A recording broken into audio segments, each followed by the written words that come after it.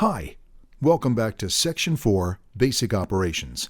In this section, we will learn to creating, deleting, opening, and closing index. We will also take a look at putting and getting mapping, and reindexing, refreshing, and flushing.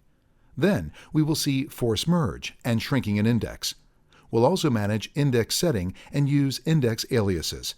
Lastly, we'll see how to index, get, delete, and update a document. Now, we move on to the first video of this section that deals with creating, deleting, opening, and closing index. In this video, we're going to take a look at executing a put call using delete to delete an index and executing a post call to close an index. The first operation to do before starting indexing data in Elasticsearch is to create an index, the main container of our data. An index is similar to the concept of a database in SQL, a container for types that is tables in SQL and documents which are records in SQL. Let us see how to create an index. The HTTP method to create an index is put. The REST URL contains the index name. For creating an index, we will perform some steps from the command line. First, execute a put call like this. The result returned by Elasticsearch should be similar to this: acknowledge true, shards _ acknowledge true.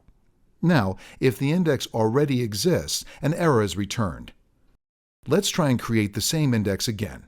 See, we got an error this time. During index creation, the replication can be set with two parameters in the settings or index object. First is number of shards, which controls the number of shards that compose the index. Then, number of replicas, which controls the number of replications, how many times your data is replicated in the cluster for high availability. A good practice is to set this value at least to 1. The API call initializes a new index, which means the index is created in a primary node first, and then its status is propagated to all nodes of the cluster level. A default mapping named empty is created. All the shards required by the index are initialized and ready to accept data. The Index Creation API allows defining the mapping during creation time. The parameter required to define a mapping is mapping and accepts multi-mappings, so in a single call, it is possible to create an index and put the required mappings. Now, let's move to deleting an index. The counterpart of creating an index is deleting one. Deleting an index means deleting its shards, mappings, and data.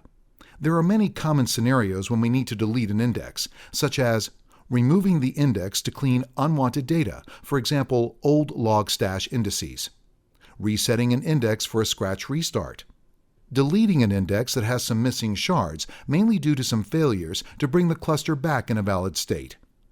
We will delete the index that was created.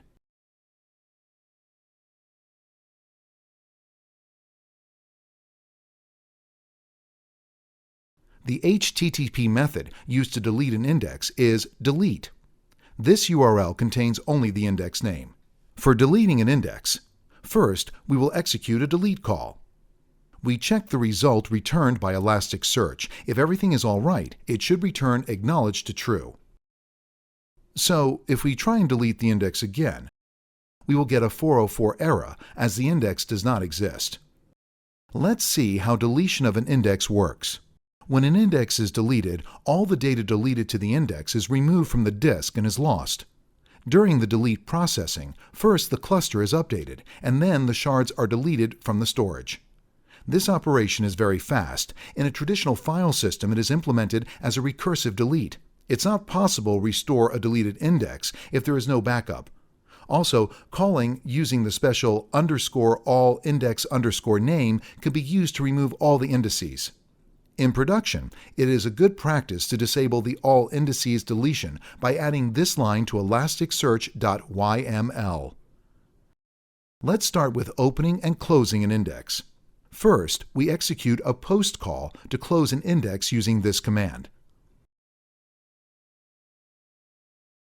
If the call is successful, the result returned by Elasticsearch should be acknowledged true. To open an index from the command line, we will type the same command. See, our call is successful. When an index is closed, there is no overhead on the cluster except for the metadata state. The index shards are switched off, and they don't use file descriptors, memory, or threads.